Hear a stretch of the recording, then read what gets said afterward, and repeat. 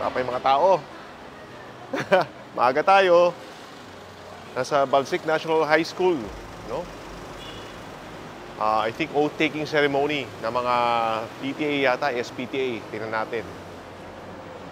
Basta mga paaralan, hindi tayo umihindi dyan dahil malaki ang papel na ginagampanan ng edukasyon para makapagpabago ng buhay.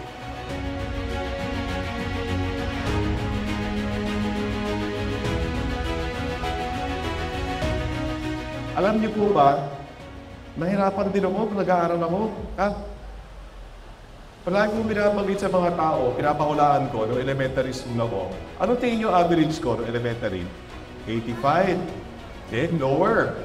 Ang average ko, elementary school ako, inaharap ko yung report card ko kay Tony Roman, yung father ko. Sa mga matatanda, naalala niyo may bigotis Tony Roman, na talagang mahal na mahal ng Balsik. Umiiyak po ako pag pinapakita ko report card ko kasi ang average grade ko nung elementary school ako ay 79. E di natapos ko yung elementary, average ko 79. Okay? Para ma-inspire mga kabataan ng mga magulang. Saan sila nag-high school? Si Kong Geraldine at saka yung Kuya Marco. Nagpunta sila sa Ateneo High School. Ako saan ako nag-high school? Ha? Sa UP. Nag-aaral ako sa UP. Bakit ako na iba? Simple. Paano ako makakapasok sa Ateneo kung average grade ko 79? Di ba? Pero may nangyari. So dalawang black eye na yan, 79 na. Hindi pa nakapasok na Ateneo. At age 14, sino po 14 years old dito? 14. Nagising ako. Sabi nila, you learn by imitating. Tama? Alam na mga guro yan. Pag ginaya mo isang tao, doon ka natututo. Eh ngayon, idol ko si Tony Roman, yung father ko. Total, kapangalan ko siya, di ba? Tony Roman din ako, third nga lang.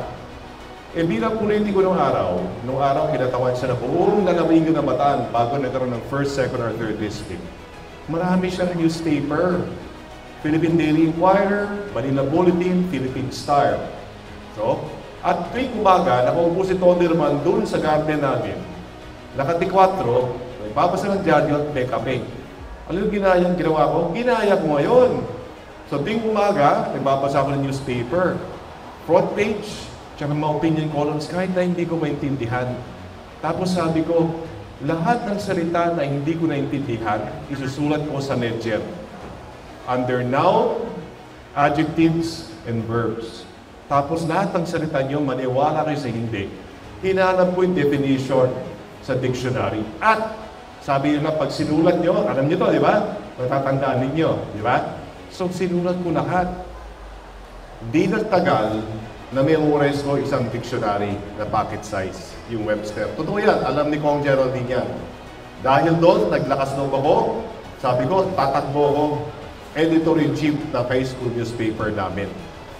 Tapos, may konting yabang, dahil si Daddy, naalala niya, ito si Tony Boy, 79 in grade. Ngayon, mag-editor-in-chief, pakitaan ko na aking sample article, yung aking entry, para maging editor-in-chief. Pinakita mo sa kanya. Alam niyo ginawa ni Tony Roman? Inedit niya. Alam niyo ilang natira sa akin? Sinulat ko, 5%. Yung 95%, talagang kinatay niya, nawala. Ako naman, bilang anak, parang durog na durog ako.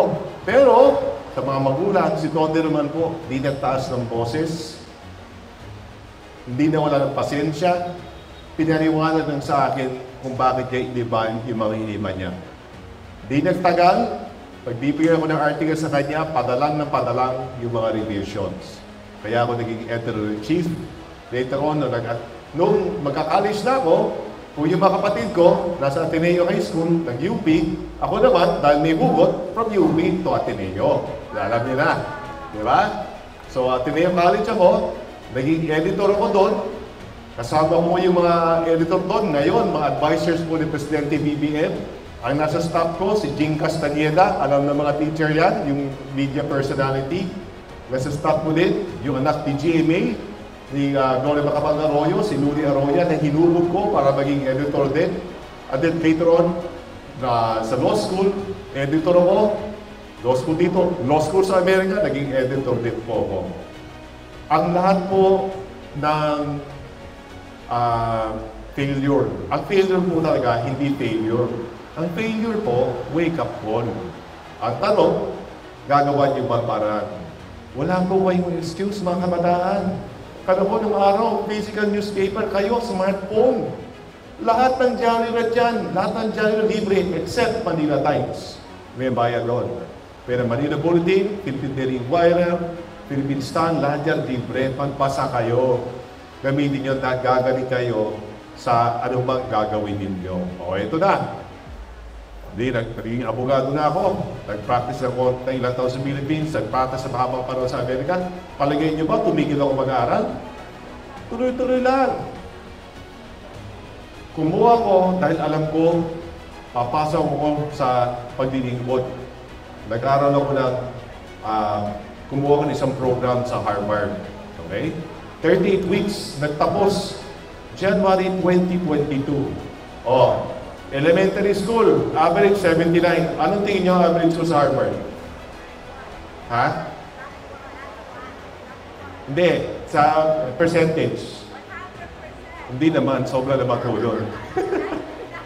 Ha? Munting na ako maniwala sa inyo. Ano? Hindi naman. O kayo, mga kabataan, anong average ko sa Harvard?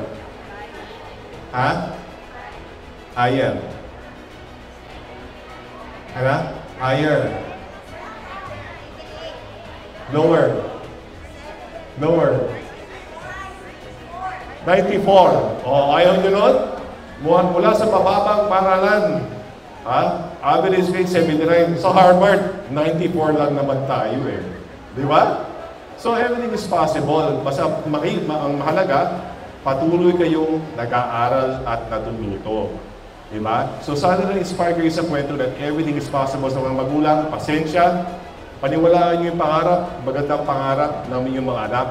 At ang papalaan, ang munisipyo ng Hermosa, ang tanggapan ni Mong Geraldine, ang tanggapan ko bilang board member ay bukas para tulungan kayo. Ang aking vision dito sa edukasyon sa Hermosa, gusto ko talagang gawing world class. Gusto kong paramihin at palawigin ang international engagement. Nang sila na mabuksan natin, alam natin kung nasan tayo, ang kinalalagyan natin sa mundo.